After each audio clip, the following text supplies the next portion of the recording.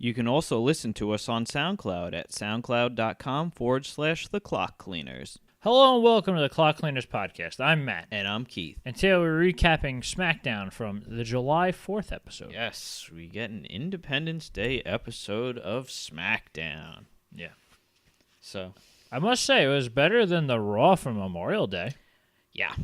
So that's a plus. But that was one of the lowest rated shows, right? So, ratings have nothing to do with quality. Because technically speaking, you don't know how it is until you watch it. That's true, and opinions vary very much in wrestling. Well, that and the fact that if you really don't, if you're like not really, or if you're doing something else like on Memorial Day, where if you're like you're busy and you just happens to be on the background, you might not pay attention as much. True. So That's true. Anyway. And we got the return of John Cena. It's true. The show opened with a little bit of I guess like a package about America, kind of like the Memorial Day episode did as well. Yes. And they're talking about freedom and such. And then the show, I guess, had an actual opening where they pan around the arena and whatever. And that's when John Cena came out to his music, obviously. Yes. To a huge pop, obviously, because everybody loves John Cena. They do. Or they hate him, one or the other. Either way, they react. Like, did you miss me? And then a huge reaction. Yeah. And he was really, not depending on, but he was really trying to get the crowd into it to start off the show. Yeah. And he was telling them to make noise and whatnot. Yeah. And then he was going on about how America's the land of opportunity and how if you try hard, you can do anything. And he said they correlated to the WWE as well. Right. Because you get to see the best talent here, guys that have busted their behinds all these years to get here, make it with the best. Yeah. And then at that point, Rusev... Well, he was kind of hinting about being a free agent. Oh yeah. He had also he said that he's going to be a free agent, and now he'll appear on both shows. Yeah, so he ran down basically your top stars of both Yeah. shows. He's going to take them on. Yeah. Better watch out for me. Yeah. So, but basically from what he said, it sounds like John Cena, when he is around... For the amount of time he is around, he'll be on both shows, which is a really cool idea. Because this way he can be on both kinds of pay-per-views. Not that it's going to matter for SummerSlam. But he can have two feuds going on at once, technically. Yeah, I don't think they're going to do that, though. But it'd be cool. Okay, but... And that could also lead to a potential triple threat match between two different brands at SummerSlam or Survivor Series. Fair enough. That'd be cool. Just gonna get people beating up John Cena. Maybe for instance, it probably wouldn't happen. But imagine if they had Ty Dillinger's first real feud have something to do with that. I don't know about that. That's a stretch. I know, but that'd be cool. You know what I mean? Let's say got to build him up before we destroy him. That's true. But they could have it like, there's really no heels on Raw for John Cena to feud with anyone. Not many. So no. Anyway. Then Rusev came down, like you were. Yeah, Rusev came down. Talk about. And he was going on about stupid Americans, bashing Americans and how they celebrate their holidays, and eating hot dogs and cheeseburgers. To which he got a very big pop. Oh, everyone really likes hot dogs and cheeseburgers, apparently. So that's good. Yeah. So Cena goes that this is the only reason why people disrespect you is because that was Orton. It's the same. It was concept, the same concept. Though. Yeah, it's anti-American. Yeah, he started getting the crowd to do the USA chant. Mm-hmm. Well, they kind of started that on their own. Yeah, so. I know, but later on he encouraged it as well. Mm-hmm. And then John Cena he challenged Rusev to a flag match. Right. Which Rusev said, "Not now. I do this on my terms and my time." And then he ran away. Yep. And that was it. Yeah. And then Cena obviously got a huge pop as he was leaving too. Yes. And but yeah. So John Cena is back For now, yeah. And he basically said that, he's never lost the passion or anything like that, which is why he always comes back. Mm-hmm. And when he comes back, he just brings a new energy to the show. Oh, absolutely. Yeah, because like we've been saying for a little while, SmackDown's been a little stale, which is still mind-boggling because of the amount of talent they have on it. It's just bad usage. Yeah, and it's funny because when we talk about how the Raw should have gotten worse and the movement of the people, we never talk about Rusev being one of the people that went over to SmackDown as well. Yeah, that's true. Well, he hasn't done anything since. It's true, but he's just another piece that hasn't been utilized, you mean? Yeah, well, he hasn't been around, but I'm talking he's been hurt. Fine, better, but whatever. A little while now. Yeah. But my point was, it's like the names that went over where it should have gotten better. Okay. Yeah. By default. Yeah. So. Well, I mean, Raw has improved though, so yeah, it's true. There is that, and that's just how it's going to be. I think it was more of the difficulty of balancing people. Mm-hmm. Whereas Raw, there was way too many top people, so they moved some pieces over so that not necessarily have to be top guys. Right. And they feel comfortable with The Miz and Dean Ambrose being in the mid-card, whereas they don't feel the need to try to push them too much. That's the perfect spot for The Miz, at least. Because when they had the Fatal 4-Way for the Universal title... Yeah. When it was Big Cass, Roman, Seth Rollins, and Owens. Yeah. No one thought Owens was going to win because everyone knew, or everyone thought that Owens was going to be firmly implanted in the mid-card for at least a while. Right. Then he won it, and that kind of screwed that up a little bit. Yeah. So I think now with him with the U.S. title is going to keep him kind of where he kind of naturally should be, at least for now. Yeah, the upper mid-card. That's a fair spot. So, and the same thing with The Miz and Dean Ambrose is that's where they should be because they're going to rule. Right. You have to have your stable people. Right. So speaking of Kevin Owens, up next we had a backstage segment with Daniel Bryan and AJ and Chad Gable. Yes. And basically Daniel Bryan said that Kevin Owens did make a point that he did beat both of them, but he was going to give an opportunity to one of them. So it was, what was it, a win and you're in, right? Yes, that's what they said, yeah. So he made the match for Chad Gable versus AJ Styles, and the winner was going to be able to participate in the Independence Day Battle Royal. Which is really funny that they thought that it's okay to exclude AJ or Chad Gable, but we'll have the Ascension, we'll have Breezango, one of the Colognes. To be fair. Breezango. Yeah. So, and it was going to be up next. Yes. So we got back from commercial, and this was a really good match. Well, you have two great wrestlers. It's true, but I mean... I think the fact that he's in a tag team kind of makes Chad Gable look worse. Yeah. Well, it literally is the world's greatest tag team all over again. Oh, you're talking about with... American Alpha. They're almost like clones of them. The only thing that's different is that they don't have an Angle character as of right now. Which is what they're definitely lacking. Oh, well, yeah, because they need a voice. They need someone over to help them get over. Yeah, that too. But if they have... But like you said, a voice too, because the times they've had interactions, they haven't been great. But Chad Gable's great in the ring. Jason Jordan's good too. Mm-hmm. And so, but yeah, him and AJ put on a great match. Yeah. For what did they give him, a couple minutes? It wasn't long. Maybe 10 minutes. It was for a SmackDown match. Yeah. It was pretty long. We watched the Hulu version because it was the 4th of July after all. Yeah. So I don't know if that was a match that went through the commercials or. Oh, okay. You mean it's possible. So, but yeah, it was still good. Yeah. AJ went over with phenomenal forearm, I believe. Yeah, they were countering back and forth leg submissions, and like you said, it was a pretty even match. And at the end, AJ did he shake his hand? Yeah, he did. Yeah, or he helped him up.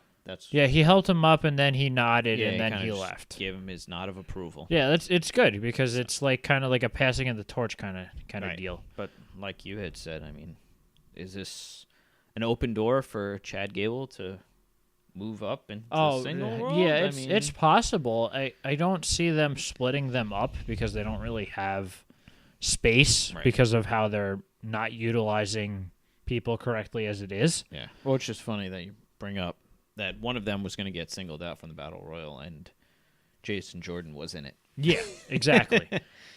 But I would say that it even like if they took American Alpha and teamed them with AJ, that'd be good. Yeah. Because then you don't have the same exact matches happening over and over again. Right. So the only problem is it's easier to do something like that when you're going up against a stable. You know who they could have used? Who? Dolph.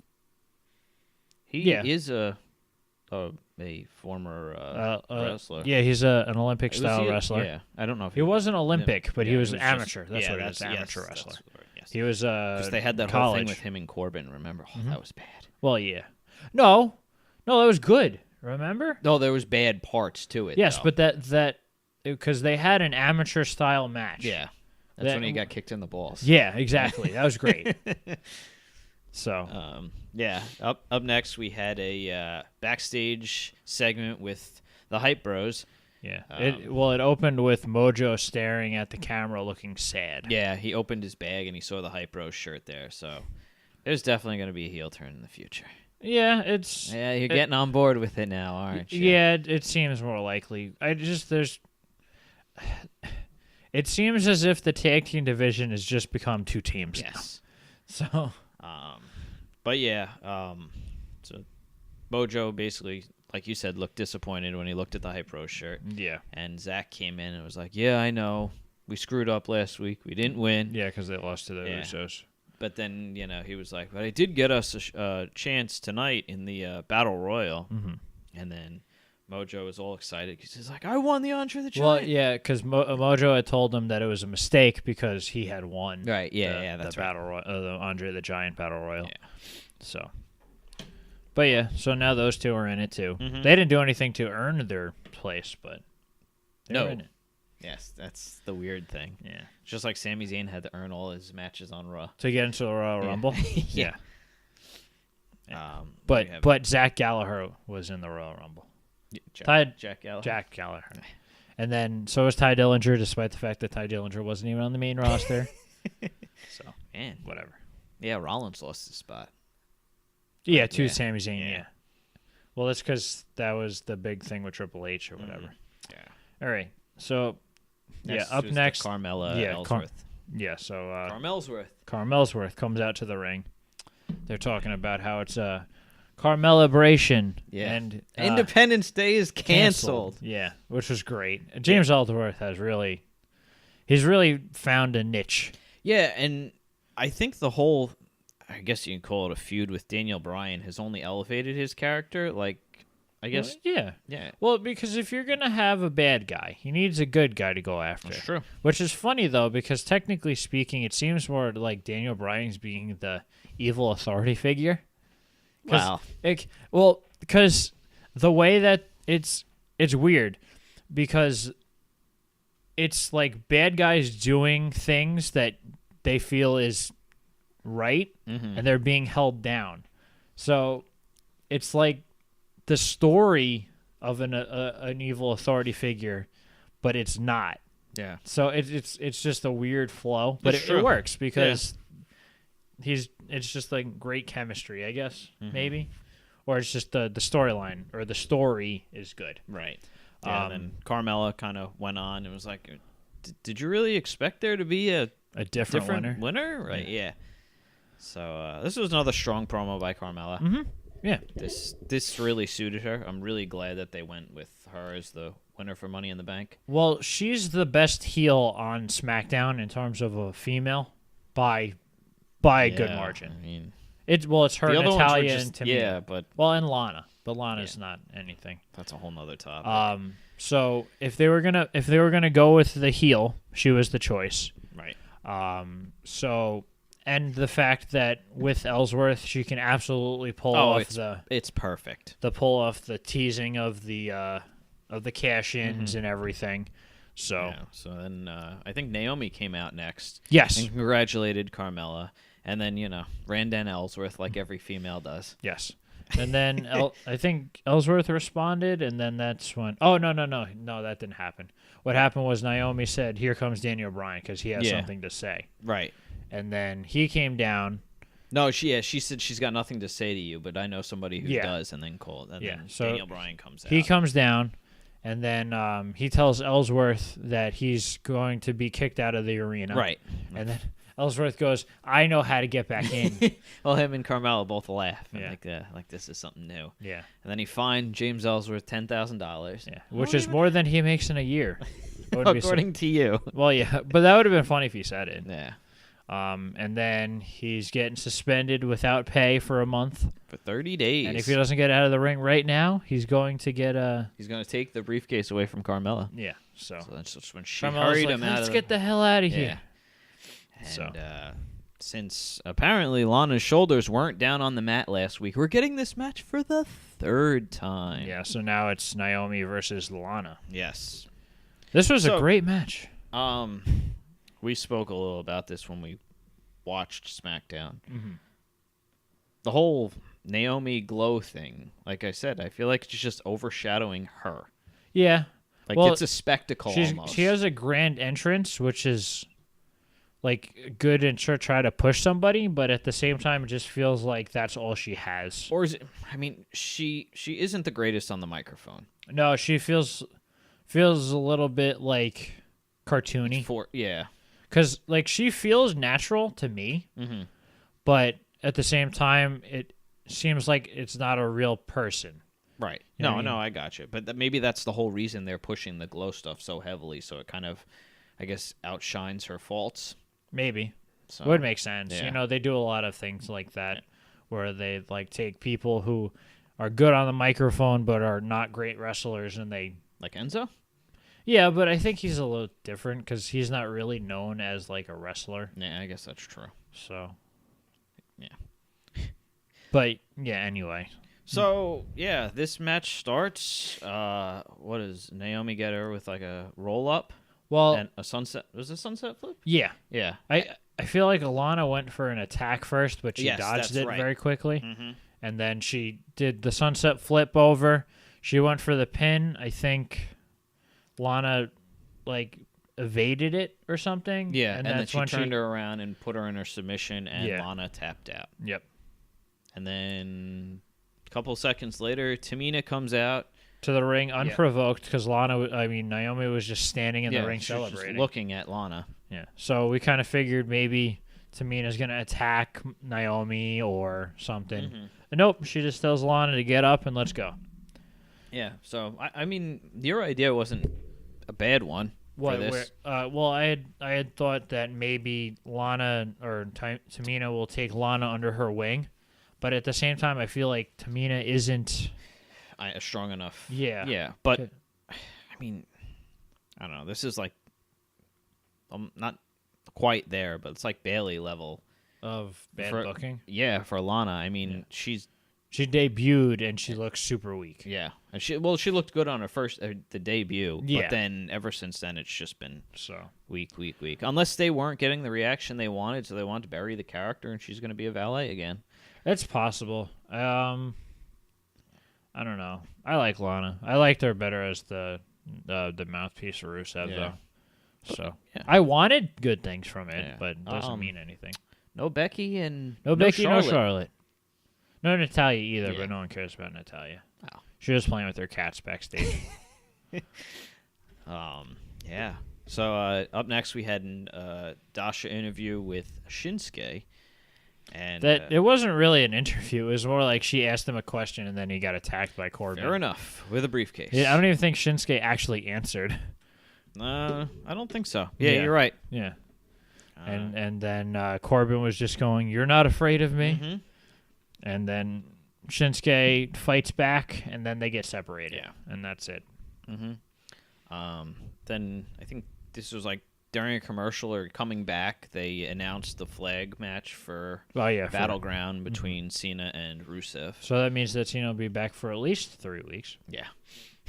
And then we got the rap battle. Yes. Between the Usos and the New Day with Wale as the judge. I guess. I think that there's supposed to be, and I don't know much about rap battles, obviously.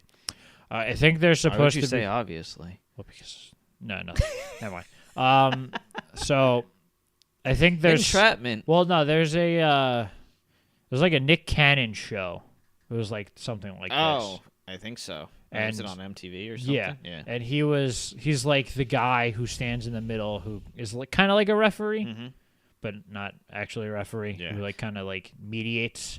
So, I don't know how big of a name Wale is. He's a multi-platinum recording artist, and he's won a Grammy, at least one. Okay. I know he's a wrestling fan. That's all Yes, I really know about him. he's a big wrestling fan. Because he's been in. They showed him in crowds every so often. So I was going to say I don't know how big he is in the wrestling, like known that he's a wrestling fan and stuff like that. So when you introduce a celebrity like this that actually enjoys wrestling, it's fine. Yeah. Oh, okay. I know what you're getting at. Yes, now. not the Josh Duhamel thing from last week on Raw. Oh, that no. I mean, just like the Ball family and other Oh yeah, celebrities they utilize that who don't know care what the hell about they're wrestling. doing. Yeah, it's good to have people who who like. I think it was actually this year in WrestleMania. Dave Meltzer had a video interview with him, and he was just going on about it, just interacting with fans. I think he was and at stuff. a lot of the backstage party stuff. Yeah, stuff like that. And I think What Culture might have done something on Yeah, him I think too. they had him too. Yeah. So I mean, like I said, that's it's good to see bringing it full circle. Well, it's legitimate cross promotion as opposed to forced cross promotion. Yes. So it seems it translates better. Right. So this was an interesting segment, but translated a lot better than I had expected. It sounded like a terrible idea when they suggested it. Yeah. But when it was all said and done, I thought it was actually a really good segment. Yeah. It was pretty funny, and they addressed a lot of wrestling stuff in it. Yeah, it wasn't stupid insults. Right. Well, there was some. Yeah. But like they referenced Rikishi a couple times. Well, yeah, I guess a couple times because Rikishi's obviously the Usos' dad. Yep. I think it was Xavier said that all they used to do was carry Roman's bags. Yeah. And Big E said that before the New Day was around, the Usos were just jobbing. No, he said dog that matches in the pre-show. Yeah, in pre-show. Yeah. And then the Usos made reference to Paige and Xavier Woods. I don't know how to call it. Sex tape? I was gonna tiptoe around it, but yeah, that's fair enough. Well, yeah, because they told Big E that he should be PG, unlike Xavier Woods. Yes, rated R, like Xavier Woods. Yes. Yeah, so it was pretty funny. Yeah. So, but yeah, it was good. There's a lot of good shots and stuff. Yeah, like I said, it could have been a lot worse. They referenced Kofi Kingston dropping his Jamaican gimmick. Yeah. He was faking it, man. Yeah. So, but yeah, there's a lot of good shots. It was very entertaining, and it flowed a lot better than I expected it to. But yeah, after that. Well, they each had their own like posse too. Oh yeah, that was weird, because the New Day had like a American flag tights or. Yes, that's what they were wearing, but they had a Rosebud-esque. Yeah, Uncle Sam and the Statue of Liberty and. One of the guys looked like Dolph Ziggler. That was really funny. What's Dolph Ziggler doing here? And then the Usos had criminals behind them. Yes. So there you go. But yeah, anyway, up next they had Aiden English in the ring singing or whatever. Trying to sing.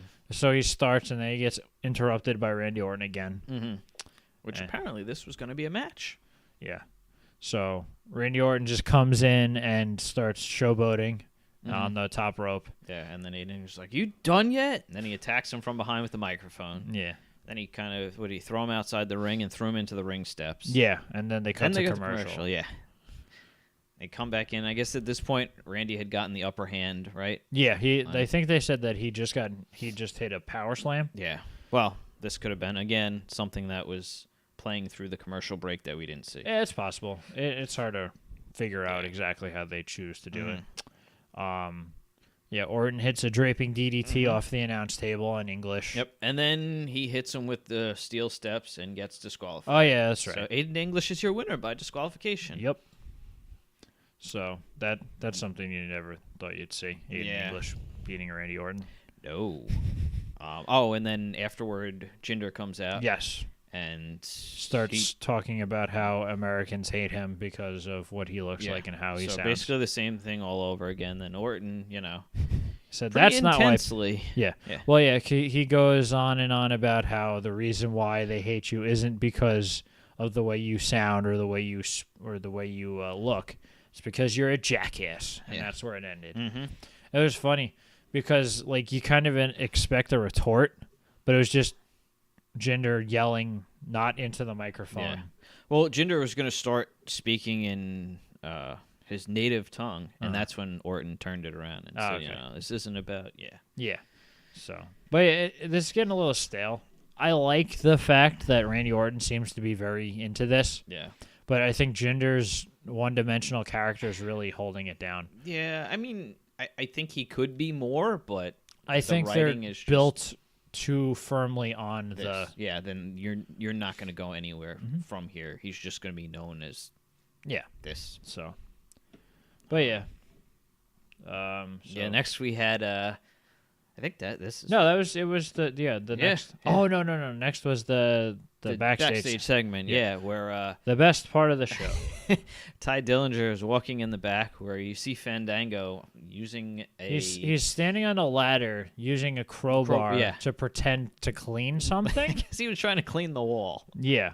So he's just rubbing it up against the wall, and then Tyler Breeze, dressed in a wig and a dress. Is interviewing he Ty. He can pull off dressing up as a woman pretty well. Yeah. Well, he kind of looks like a girl to begin with. So you're saying he's a pretty man? Sure. Okay. Just want. Yeah, I don't know. Anyway, well, his gimmick is like pretty boy anyway. There you go. So he is a pretty man. Yes. Okay. Thank you. That's all I needed you to admit. Okay. All right. Very good.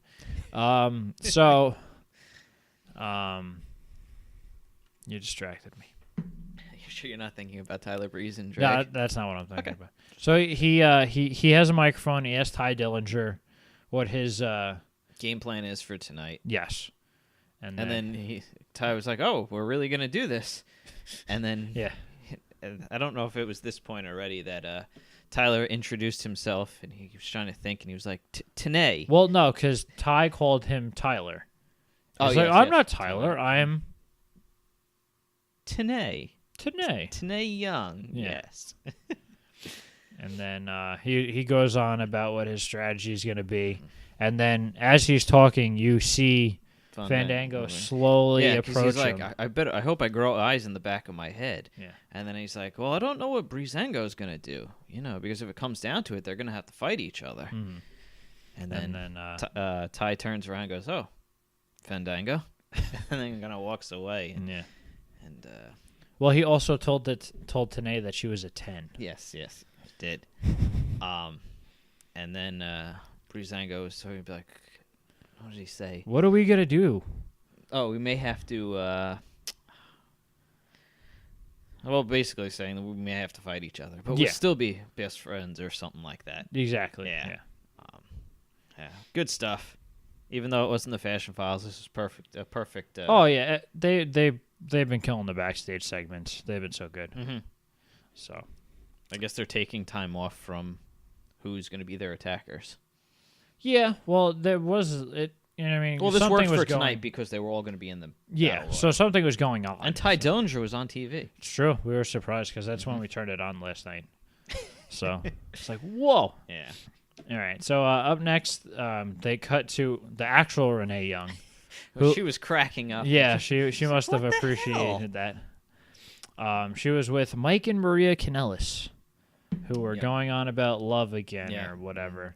And then you hear a loud crashing sound, and it was Sami Zayn stretching or tying his boots or something. He was doing something like it's like, oh, I'm so sorry. I'm so sorry. I wanted to apologize for last week and everything. It was pretty good. Yeah. During the backstage segment, there must have been some kind of technical problem. because the screen pan to started the ring. going all funky, and then they panned to the Arena entire shot, arena. yeah. And then they finally cut back, and I think that's when the Sami Zayn thing happened. Yeah. And then while he's apologizing, his music hits. He's like, "Oh, I gotta go," and then he runs away. And that's when we get the start of the Battle Royal. Yeah, and they cut to commercial, and then everyone's in the ring. A lot of strange faces in this Battle Royal. The roster for the Battle Royal was Sami Zayn, Connor, Victor of the Ascension, Sin Cara, Epico, AJ Styles, Luke Harper, Dolph Ziggler, Ty Dillinger, Eric Rowan, Jason Jordan, Mojo Rawley, Zack Ryder, Tyler Breeze, and Fandango. I love how certain tag teams, the full tag team was in it, and only half, like we talked about before. Yeah, it's weird that Epico was the only one in it, unless for some reason Primo's hurt or something. Yeah. I wonder what they did with it for a dark match, unless that was a woman's match. I'm going to severely doubt that it was Charlotte versus Natalya in a dark match. Yes. So. Yeah, I guess it doesn't really matter because AJ technically wrestled twice. Yeah, well, that and the fact that they don't shoot a show before SmackDown anymore. No, they just they shoot a match. I know there is a dark match, but I'm saying they don't shoot a show, so there's only one match. Yeah, right. So, yeah. Anyway, it was just normal Battle Royal stuff. Dolph Ziggler was eliminated first. Yeah. He was wearing a very patriotic outfit, too, which was strange because he's a heel. He's always dressed with stuff like that. Well, I know, but usually... I think his tights said, "Don't tread on me," and stuff like that, so, yeah. But he gets eliminated first. Then a few other people, the Ascension, Fandango, Tyler Breeze, they get eliminated. Because Fandango got eliminated, and then Tyler got thrown out, and then Fandango caught him, and then put him back in, and then Rowan knocked him back out. Yeah. There was a point where Zack Ryder and Mojo were gonna go at it. Mojo eliminated Connor, and then he turned around, and I guess Ryder tried to throw him out. No. No, they were like, "Okay, let's go," and then they both got attacked. Eric Rowan attacked them. Yeah. So then they fought him off, and then after Rowan got eliminated, that's when Mojo threw out Ryder. And he kind of looked at him and was like, "What the hell, man? What's going on? There's still people in there. Why are we fighting already?" It's true. Yeah. So, and then Sammy eliminated Mojo with a haluva kick. Yeah, that was pretty cool. Yeah. Because they were trying to, I think it was AJ and... Ty? No, yeah, AJ and Ty were trying to get out Mojo, and then Zayn just comes over and kicks him right in the face. Yeah, so we were left with the last three, which was Sami Zayn, Dillinger, and AJ. And this Ty had all the offense at this point. I think he hit both of them with a tiebreaker. Yes. And I guess he tried to eliminate both of them at the same time. Yeah, and so they were both on the outside. He was on the inside. And then eventually... He went to go after Zayn, and Zayn flipped him over the ropes. Yes. And then shortly thereafter, AJ was in the corner. Yeah, and he dodges a haluva kick. And Sami Zayn flips over the top rope. But he hangs on. Yeah. And then he stands back up, and AJ hits him with a Pele kick and knocks him. Yeah, which was kind of weird. I didn't think it was going to end just like that. Yeah. But, that's not a bad way to end it. It's just usually you don't end with someone getting kicked off of or out to end it. That's a middle of the match elimination. It's true. So now AJ Styles is the new number one contender for the U.S. Championship. And then after the match, Owens, who was on commentary, comes in and attacks AJ. And then AJ is able to, I guess, avoid. Right. And he leaves the title in the ring, and AJ grabs it and holds it above his head. And then Owens like, "My title! What's my title doing?" And he's yelling at the refs to tell them to go get it. Yeah. And that was SmackDown. Yep. But yeah, like we talked about with Dillinger being one of the last three in the match. I mean, we haven't seen him on TV in a couple weeks, and he got a huge reaction. When he had the offense toward the end of the match. So. Like we had spoken about off camera, Ty isn't really a person they need to build up. No, he's super over. I think the exposure he had from NXT carried over a little and bit. the Royal Rumble. Yeah, that too. Yeah. But I think that the size of the amount of people that watch NXT It's in grown, comparison to people who just watch TV, the split is much more in favor to NXT. So people who do know him cheer him, and people who don't kind of just go around along with the other guys. It was Shinsuke when he first came up. So the only way you would know him is if you watch NXT or you just follow the rest of the crowd. Right. So.